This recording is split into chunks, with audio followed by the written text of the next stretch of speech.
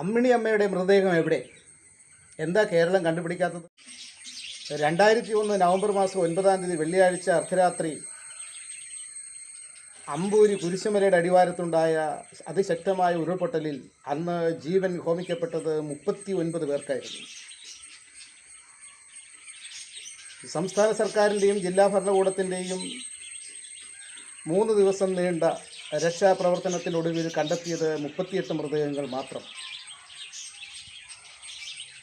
അന്നത്തെ കാലത്ത് 60 വയസ്സ് പ്രായമുള്ള അവിവാഹിതയായ അമ്മിണിയമ്മ എന്ന സ്ത്രീയുടെ മൃതദേഹം മാത്രം കണ്ടെത്താനായില്ല. എന്തേ കേരളത്തിൽ കണ്ടെത്താനാകാം? എന്നാൽ കർണാടകയിലെ പ്രകൃതി ദുരന്തത്തിൽ കാണാതായ അർജുനു വേണ്ടിയുള്ള അന്വേഷണം 2 ആഴ്ച പിന്നിടുമ്പോഴും ആ സർക്കാർ തുടരുകയാണ്. മനുഷ്യസാധ്യമായതെല്ലാം കർണാടക സർക്കാർ അർജുനു വേണ്ടി ഇപ്പോഴും ചെയ്തുകൊണ്ടിരിക്കുന്നു. അർജുനൻ്റെ അച്ഛൻ, അമ്മ, സഹധർമ്മിണി എന്നിവർക്കുണ്ടായ നഷ്ടവും വേദനയും ഭൂമിയിൽ മറ്റൊരാൾക്ക് ഉണ്ടാകാൻ സാധ്യത. അമ്പൂരി ദുരന്തത്തിൽ അമ്മിണിയമ്മ ഒരു ചോദ്യചിഹ്നമായി നിൽക്കുന്നത് പോലെ അർജുനനും മലയാളിയുടെ മനസ്സിൽ നൊമ്പരപ്പെടുന്ന ഒരു ചോദ്യചിഹ്നമായി മാറുകയാണോ?